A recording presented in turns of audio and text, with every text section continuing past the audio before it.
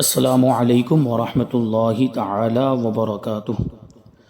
مکاشفۃ القلوب کتاب کے درس میں آپ کا استقبال ہے۔ ابھی تک اس کتاب کے 12 باب ہو چکے ہیں۔ یہاں سے 13واں باب شروع ہوتا ہے، 13واں چیپٹر، جو امانت کے بارے میں ہے۔ اللہ تبارک و تعالیٰ کا ارشاد ہے، اِنَّا عَرَضْنَا الْأَمَانَةَ عَلَى السَّمَاوَاتِ وَالْأَرْضِ والجبال فأبین ان یحملنها، بے شک ہم نے امانت پیش فرمائی آسمانوں اور زمین اور پہاڑوں پر، تو انہوں نے اس کو اٹھانے سے انکار کر دیا۔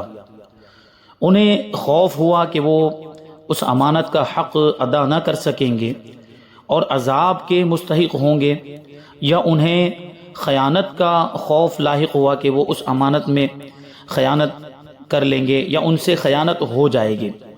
اس آیت کریمہ میں امانت کے معنی ایسی عبادت اور فرائض ہیں جن کی ادائیگی اور عدم ادائیگی سے ثواب و عذاب وابستہ اور متعلق ہے، جن کو ادا کرنے پر ثواب اور جن کے ادا نہ کرنے پر عذاب ہے، اور کچھ چیزیں ایسی جن سے بچنے کا حکم دیا گیا، جیسے حرام چیزیں، تو ان کے کرنے میں عذاب ہے اور ان کو چھوڑنے میں قصداً اپنے ارادے سے چھوڑنے میں ثواب ہے۔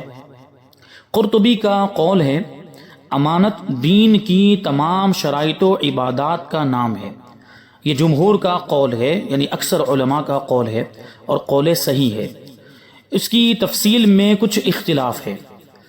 حضرت عبداللہ ابن مسعود رضی اللہ تعالی عنہ کا قول ہے، یہ مال کی امانت ہے، جیسے امانت رکھا ہوا مال وغیرہ، کسی کے پاس کوئی سامان حفاظت کے لیے رکھا جائے جس کو عام عرف میں بھی امانت کہا جاتا ہے۔ تو ان سے یہ بھی مروی ہے کہ فرائض میں سب سے اہم مال کی امانت ہے۔ ابو الدرداء رضی اللہ تعالی عنہ کا قول ہے کہ غسل جنابت بھی امانت ہے، یعنی آدمی ناپاک ہو گیا، جنوبی ہو گیا، تو جب تک غسل نہیں کرتا ہے یہ گویا کہ ایک امانت ہے، غسل جنابت۔ حضرت عبداللہ ابن عمر رضی اللہ تعالی عنہما کا قول ہے کہ سب سے پہلے اللہ تبارک و تعالی نے انسان کی شرمگاہ کو پیدا کیا اور فرمایا یہ امانت ہے، یعنی جس طرح مال کی امانت کی حفاظت کی جاتی ہے، اسی طرح شرمگاہ کی بھی حفاظت کرنا ضروری ہے، یعنی اس کو جائز طریقے پر اور جائز مقام پر، جگہ پر استعمال کرنا لازم اور ضروری ہے، اس کو حرام طریقے پر استعمال نہ کیا جائے۔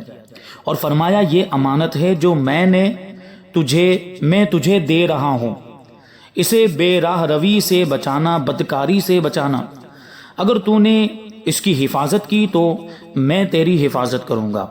لہٰذا شرمگاہ امانت ہے، کان امانت ہے، زبان امانت ہے، پیٹ امانت ہے، ہاتھ اور پیر امانت ہیں، اور جس میں امانت نہیں اس کا ایمان نہیں، یعنی ان ساری چیزوں کی حفاظت جو کرتا ہے وہی ایمان والا ہے۔ اور ایمان کا تقاضا یہ ہے کہ ان ساری چیزوں کی حفاظت کی جائے، شرمگاہ کی، کان کی، زبان کی، پیٹ کی، اور جسم کے اعضاء، ہاتھ اور پیر وغیرہ کی حفاظت کرنا۔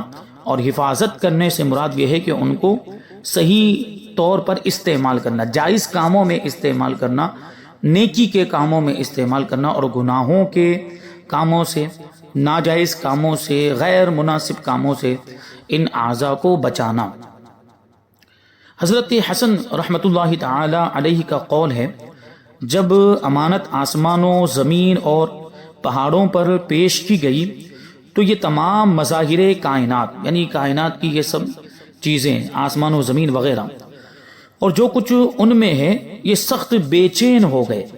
اللہ تبارک و تعالی نے ان سے فرمایا، اگر تم اچھے عمل کرو گے تو تم کو اجر ملے گا، اور اگر برے کام کرو گے تو میں عذاب دوں گا۔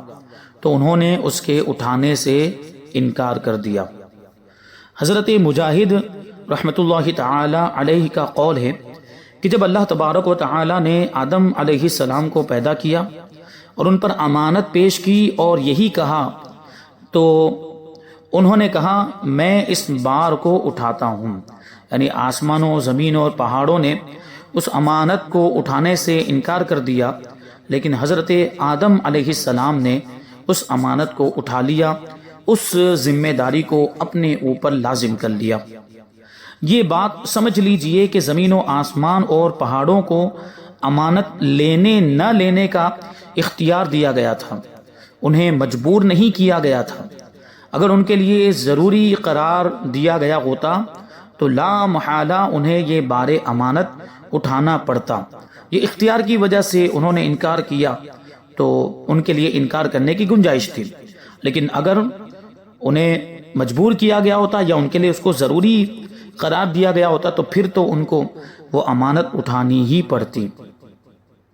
قفال وغیرہ کا قول ہے کہ اس آیت میں عرض سے ایک مثال دی گئی ہے کہ زمین و آسمان اور پہاڑوں پر ان کی بے پناہ جسامت کے باوجود شریعت مطہرہ کے احکامات کی ذمہ داری اگر ان پر ڈالی جاتی تو یہ عذاب و ثواب کی وجہ سے ان پر گراں گزرتی۔ یعنی زمین اور آسمان اور پہاڑ یہ کتنے عظیم ہیں، کتنے بڑے ہیں، اور ان کی جسامت یہ کتنی زیادہ ہے، اس کے باوجود ان پر یہ امانت یعنی شریعت مطہرہ کے احکامات کی ذمہ داری اگر ڈالی جاتی تو ان پر گراں گزرتی، یعنی ان کو بھاری لگتی، کیونکہ یہ تکلیف ہی ایسی محتم بالشان ہے، یعنی بہت ہی اہم ہے کہ زمین و آسمان اور پہاڑوں کا عاجز آ جانا عین ممکن ہے۔ یہ ایسی ذمہ داری ہے مگر اسے انسان نے قبول کر لیا۔ شریعت مطہرہ کی ذمہ داری، شریعت مطہرہ کے احکامات کی تکلیف کو انسان نے قبول کر لیا۔ چنانچہ فرمان الہی ہے وَحَمَلَهَا الْإِنسان، یعنی انسان نے اس کو اٹھا لیا، اس امانت کو۔ آدم علیہ السلام پر اس وقت یہ امانت پیش کی گئی جب کہ میثاق کے وقت ان کی اولاد کو ان کی صلب سے ننھی منی صورتوں میں نکالا گیا۔ میثاق کے وقت مطلب عالم ارواح میں جب اللہ تبارک و تعالیٰ نے ساری ارواح کو، سارے انسانوں کی روحوں کو جمع کیا تھا اور ان سے وعدہ لیا تھا کہ کیا میں تمہارا رب نہیں ہوں، تو ساری روحوں نے بیک وقت جواب دیا تھا کہ ہاں تو ہمارا رب ہے۔ اس وقت حضرت آدم علیہ السلام کی اولاد کو ان کی صلب سے، ان کی پشت سے ننھی منی صورتوں میں نکالا گیا تو آدم نے یہ بار امانت قبول کر لیا۔ فرمان الہی ہے انہ کان ظلوما جہولا، بے شک وہ اپنی جان کو مشقت میں ڈالنے والا بڑا نادان ہے۔ انسان نے اس بار امانت کو اٹھا کر اپنے آپ کو مشقت میں ڈالا اور وہ اس بار گراں کا یعنی اس بھاری بوجھ کا اندازہ نہ کر سکا۔ حضرت عبداللہ ابن عباس رضی اللہ تعالی عنہما کا قول ہے یہ امانت آدم علیہ السلام پر پیش کی گئی اور فرمان ہوا اسے مکمل طور پر لے لو، اگر تم نے اطاعت کی تو تمہیں بخش دوں گا، اگر نافرمانی کی تو عذاب دوں گا۔ آدم علیہ السلام نے عرض کیا الہ العالمین، میں نے اسے مکمل طور پر قبول کیا، اور اسی دن عصر سے رات تک کا وقت ہی گزرا تھا کہ انہوں نے شجرہ ممنوعہ کو کھا لیا، یعنی جس درخت سے منع کیا گیا تھا اس درخت کا پھل کھا لیا۔ اللہ تبارک و تعالی نے انہیں اپنی رحمت میں لے لیا۔ آدم علیہ السلام نے توبہ کی اور صراط مستقیم پر گامزن ہو گئے۔ امانت ایمان سے مشتق ہے۔ جو شخص امانت خداوندی کی حفاظت کرتا ہے اللہ تبارک و تعالی اس کے ایمان کا محافظ ہوتا ہے۔ فرمان نبوی ہے اس کا ایمان نہیں جس میں امانت نہیں، اور اس کا دین نہیں جس میں عہد کی پاسداری نہیں، یعنی وعدہ پورا کرنے کی جس کے اندر صلاحیت نہیں، یا جو وعدہ پورا نہیں کرتا ہے اس کا گویا کہ کوئی دین نہیں ہے۔ اب اس میں بڑی تفصیل ہو سکتی ہے کہ امانت سے کیا مراد ہے اور عہد سے کیا مراد ہے۔ تو امانت سے دین کے سارے احکام مراد ہو سکتے ہیں، شریعت مطہرہ کے سارے احکام مراد ہو سکتے ہیں۔ تو جو ان کی پاسداری نہیں کرتا ہے گویا کہ وہ اپنے ایمان کے تقاضوں کو پورا نہیں کرتا۔ اور عہد سے مراد یہ بھی ہو سکتا ہے کہ اللہ اور رسول سے کیا ہوا عہد، اللہ اور اس کے رسول سے کیا ہوا وعدہ، وہ اگر کوئی پورا نہیں کرتا ہے تو گویا کہ اس کا دین نہیں ہے۔ ایک شاعر کہتا ہے جس کا ترجمہ ہے کہ خدا اس کو ہلاک کرے جو خیانت کو اپنی پناہ گاہ بنائے اور امانت کی حفاظت سے پہلو تہی کرے۔ اس نے دیانت و مروت کو خیر آباد کہہ دیا تو اس پر زمانے کے پے در پہ مصائب آنے لگے، یعنی مصیبتیں آنے لگی اس شخص پر جو امانت میں خیانت کرتا ہے۔ دوسرا شاعر کہتا ہے جس کا ترجمہ ہے کہ جو خیانت کو اپنی عادت بنا لے وہ اس لائق ہے کہ حوادث زمانہ کا شکار ہو جائے، یعنی زمانے کی مصیبتوں کا شکار ہو جائے۔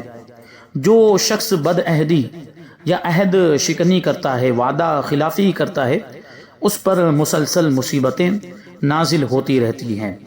رسول اللہ صلی اللہ علیہ وسلم نے فرمایا، میری امت اس وقت تک بھلائی پر رہے گی جب تک وہ امانت کو مال غنیمت اور صدقے کو تاوان نہ سمجھے۔ مال غنیمت جس کے ہاتھ میں آتا ہے وہ لے لیتا ہے اور وہ اس کا مالک ہو جاتا ہے اور اس کو اپنا حق سمجھتا ہے، اور لوگ اسی طریقے سے امانت کو بھی مال غنیمت سمجھنے لگیں گے، اور صدقے کو تاوان یعنی وہ مال جو جرمانے کے طور پر مقرر کیا جاتا ہے، جو نقصان کی بھرپائی کے طور پر مقرر کیا جاتا ہے، تو صدقے کو بھی ایسا سمجھنے لگیں گے۔ تو ظاہر سی بات ہے جو جرمانہ اور جو سزا کے طور پر اور نقصان کی بھرپائی کے طور پر جو مال مقرر کیا جاتا ہے، جو تاوان ہوتا ہے، وہ بھاری ہوتا ہے، انسان اس کو ادا کرنے کے در پہ نہیں ہوتا، انسان اس کے لیے آمادہ نہیں ہوتا ہے۔ تو صدقے کو بھی لوگ اسی طریقے سے بوجھ سمجھنے لگیں گے۔ آپ کا فرمان ہے، جس نے تجھے امین بنایا اس کو امانت لوٹا دے، اور جس نے تیرے ساتھ خیانت کی اس کے ساتھ خیانت نہ کر۔ بخاری اور مسلم نے اس کو روایت کیا ہے۔ منافق کی 3 نشانیاں ہیں۔ جب وہ بات کرتا ہے تو جھوٹ بولتا ہے، وعدہ کرتا ہے تو خلف عہد کرتا ہے یعنی وعدہ خلافی کرتا ہے، امین بنایا جائے تو خیانت کرتا ہے، یعنی جب کوئی اسے کسی بات کا رازدار بناتا ہے تو دوسرے لوگوں کو بتلا دیتا ہے، یا امانت لوٹانے سے انکار کر دیتا ہے، یا امانت کا تحفظ نہیں کر پاتا، امانت کی حفاظت نہیں کر پاتا، یا اسے اپنے استعمال میں لاتا ہے وغیرہ۔ حفظ امانت، امانت کی حفاظت مقرب فرشتوں، انبیاء کرام اور نیک بندوں کی صفت ہے۔ فرمان الہی ہے، ان اللہ یأمرکم ان تؤدوا الامانات الی اہلہا۔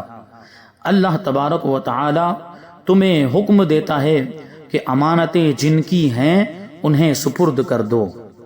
مفسرین کرام کہتے ہیں کہ اس آیت کریمہ میں بہت سے احکام شرعی موجود ہیں، اور اس کا خطاب عمومی طور پر تمام والیوں، حاکموں سے ہے، حکمرانوں سے ہے۔ اس لیے والیوں کے لیے ضروری ہے کہ مظلوم کے ساتھ انصاف کریں، اظہار حق سے نہ روکیں، کیونکہ یہ ان کے پاس امانت ہے۔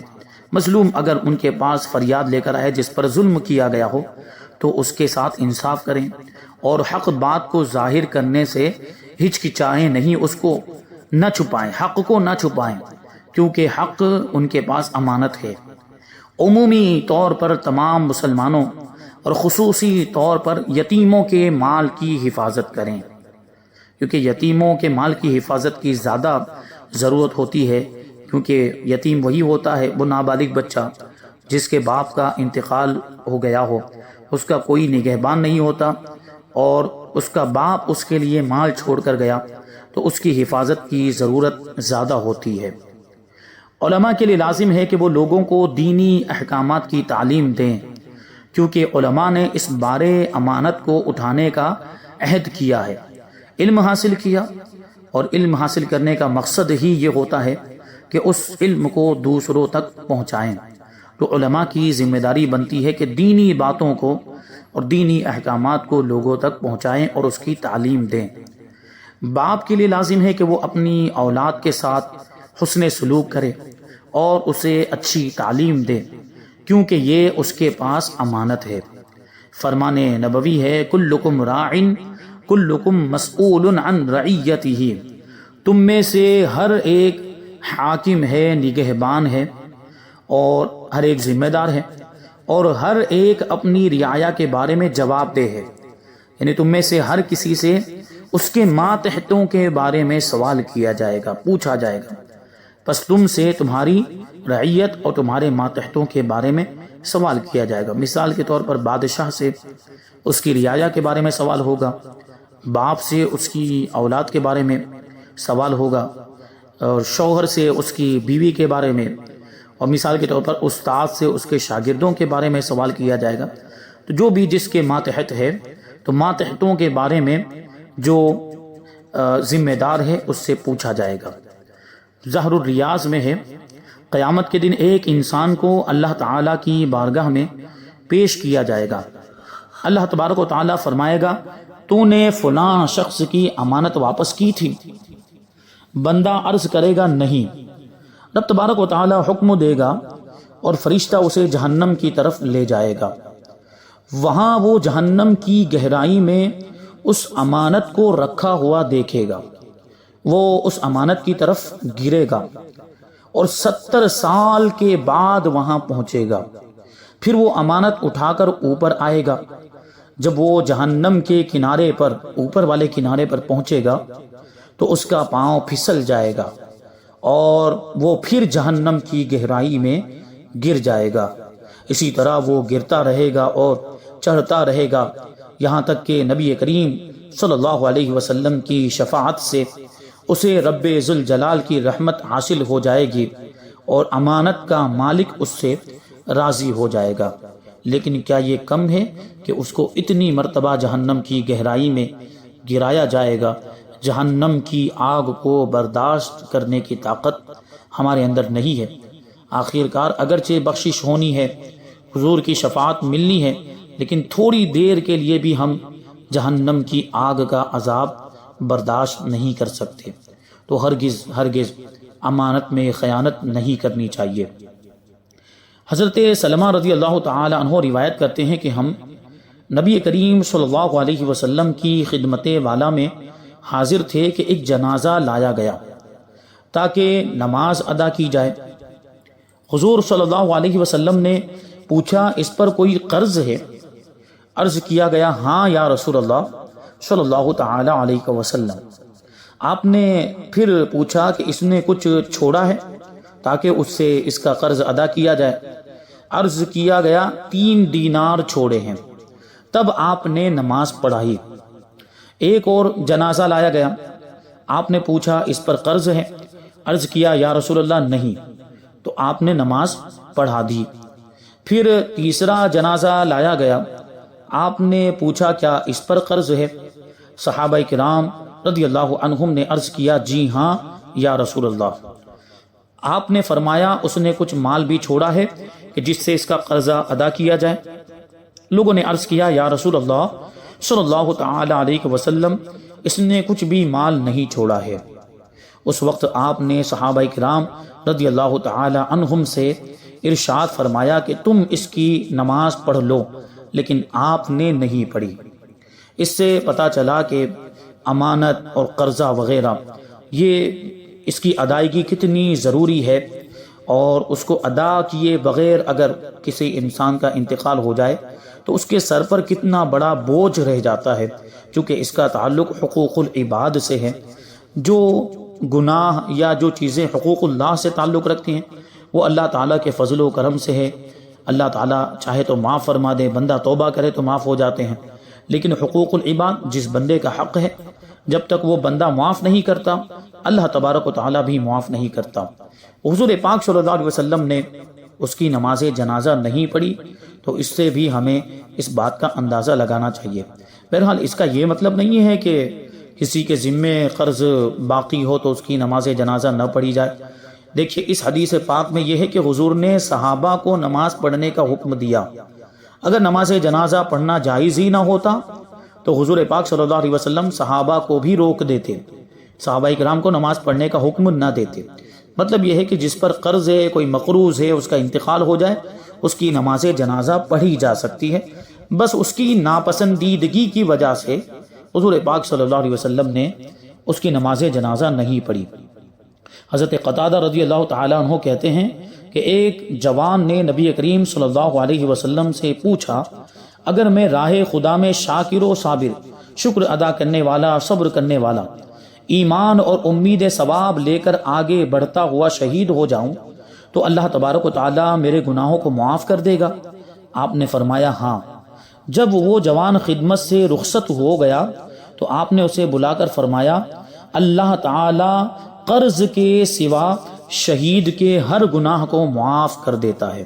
تو قرض بھی گویا کہ مقروض کے پاس، قرض دار کے پاس ایک امانت ہوتا ہے، جس کے پاس سے اس نے قرضہ لیا ہے، قرض خواہ کی وہ امانت ہوتا ہے، تو اس امانت کو بھی جتنا جلدی ہو سکے یا جب اس کی مدت ہو اس کو ادا کر دینا چاہیے، کیونکہ یہ بہت اہم ذمہ داری ہوتی ہے، اس کی وجہ سے سر پہ ایک بوجھ رہ جاتا ہے۔ بہرحال یہاں پر یہ 13واں باب مکمل ہوا جو امانت کے بارے میں تھا۔